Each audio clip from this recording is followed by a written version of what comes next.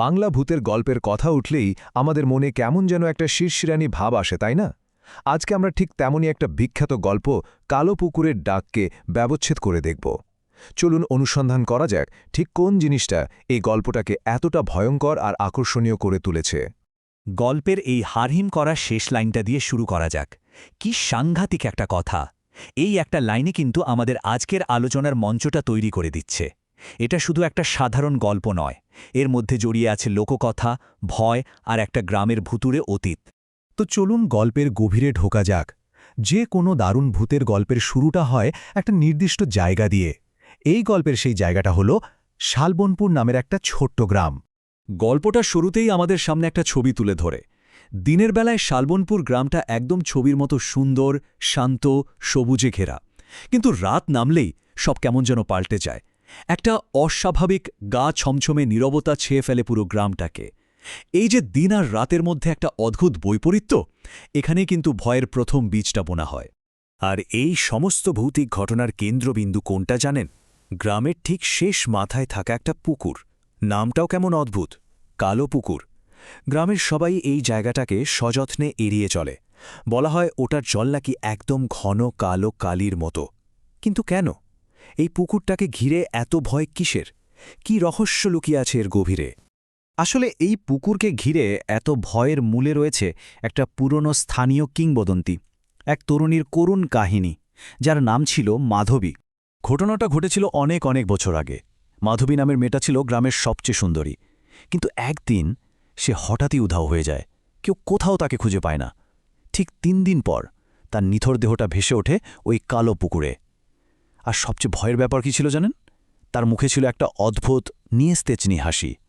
আর ঠিক এখান থেকেই শুরু হয় পুকুরের অভিশাপ আর শালবনপুরের আতঙ্ক। ব্যাপারটা আরও বেশি মর্মান্তিক হয়ে ওঠে যখন আমরা মাধবী নামটার অর্থ দেখি। মাধবী মানে হল বসন্তের ফুল, যা কিনা সৌন্দর্য, নতুন জীবন আর প্রাণের প্রতীক। অথচ দেখুন কি করুণ পরিহাস, এই নামটাই এখন জড়িয়ে গেছে মৃত্যু, অভিশাপ আর একটা ভয়ঙ্কর হাসির সাথে। এখানে একটা দারুণ ব্যাপার আছে। গল্পে মাধবীর যে চরিত্রটা দেখানো হয়েছে ওটা কিন্তু শুধু একটা সাধারণ ভূতের চরিত্র না। ওর মধ্যে বাংলার লোককথার বেশ কয়েকটা ভয়ঙ্কর ভূতের ছায়া পাওয়া যায়। যেমন ওর অতৃপ্ত আত্মা আর অপূর্ণ আকাঙ্ক্ষাটা অনেকটা শাকচুন্নির মতো। আবার পরিচিত মানুষের গলায় দেখে শিকারকে বিপদে ফেলার ক্ষমতাটা হুবহু নিশির বৈশিষ্ট্য। আর সব মিলিয়ে ওর এই প্রতিহিংসাপরায়ণ রূপটা ওকে পেতনির কাছাকাছি নিয়ে যায়। মানে গল্পকার যেন বাংলার সেরা সব ভয়ের উপাদানগুলোকে একসাথে মিশিয়ে মাধবীর চরিত্রটা তৈরি করেছেন। যে কোনো কিংবদন্তিকে চ্যালেঞ্জ জানানোর জন্য তো একজন অবিশ্বাসী চরিত্র লাগে, তাই না? এই গল্পেও সেই চরিত্রটি আছে। তার নাম রাহুল, শহর থেকে আসা এক আধুনিক যুবক। রাহুল এসব গ্রাম্য কুসংস্কার বা ভূতের গল্পে একদমই বিশ্বাস করত না।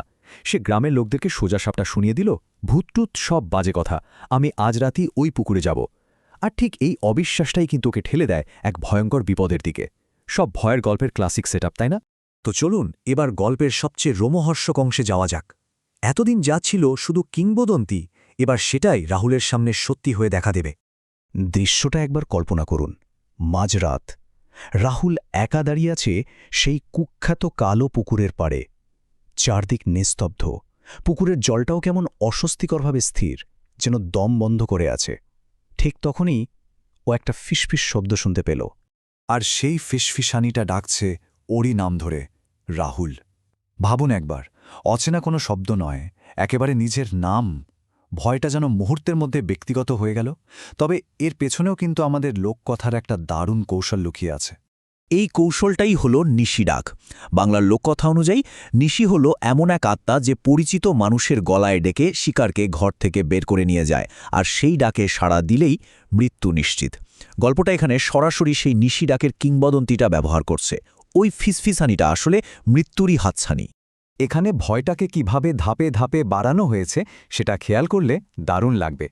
প্রথমে দেখুন শুধু একটা ফিসফিসানি, মানে শব্দ দিয়ে ভয় দেখানো হলো। তারপর হঠাৎ টর্চের আলোটা নিভে গেল। তৈরি হলো একটা দমবন্ধ করা নীরবতা আর অন্ধকার। এরপরেই এলো আসল দর্শন, জলের মধ্যে সাদা চোখের একটা মুখ। ভয়টা এবার শব্দ থেকে দৃশ্যে চলে এলো। আর শেষ ধাপে যখন ওকে জলের মধ্যে টেনে নেওয়া হচ্ছে, তখন ভয়টা একেবারে শারীরিক হয়ে উঠল। শ্রবণ, দর্শন আর স্পর্শ, এই ৩টে অনুভূতিকে ব্যবহার করে ভয়টাকে একেবারে চূড়ান্ত পর্যায়ে নিয়ে যাওয়া হয়েছে। কিন্তু গল্পটা এখানেই শেষ নয়। রাহুলের মৃত্যুটা গল্পের ক্লাইম্যাক্স হলেও আসল চমকটা কিন্তু এর পরে অপেক্ষা করছে। এমন একটা মোড় যা পুরো গল্পটার মানেই পাল্টে দেবে। পরদিন সকালে যখন রাহুলের লাশটা পাওয়া গেল, সবাই দেখল ওর চোখ দুটো খোলা আর ঠোঁটে ঠিক মাধবীর মতোই সেই ভয়ঙ্কর হাসিটা লেগে আছে। এর মানে কি দাঁড়ালো? রাহুলকে শুধু মেরেই ফেলা হয়নি, তাকে বদলে দেওয়া হয়েছে। সে এখন ওই পুকুরের অভিশাপের নতুন অংশীদার। ব্যাপারটা তাহলে এই দাঁড়ালো, আগে পুকুরটাতে হানা দিত একটা ছায়া, মাধবীর, আর এখন সেখানে দুটো ছায়া, মাধবী এবং রাহুল। এই টুইস্টটা বুঝিয়ে দেয় যে পুকুরের অভিশাপটা থেমে নেই, এটা একটা চক্রের মতো চলছে। পুকুরটা শুধু শিকারকে মারে না, তাকে নিজের দলে ভিড়িয়ে নেয়, নিজের অভিশাপকে আরও শক্তিশালী করে তোলে। একজন ভালো গল্পকারের মুনশিয়ানা এখানেই। একটা দারুণ টুইস্ট, কিন্তু শুধু পাঠককে চমকে দেয় না, এটা পুরো গল্পটাকেই একটা নতুন অর্থ দেয়। এই গল্পের শেষটাও ঠিক তাই করেছে। একটা সাধারণ ভূতের গল্প থেকে এটাকে একটা চক্রাকার, অপুরন্ত ভয়ের গল্পে পরিণত করেছে।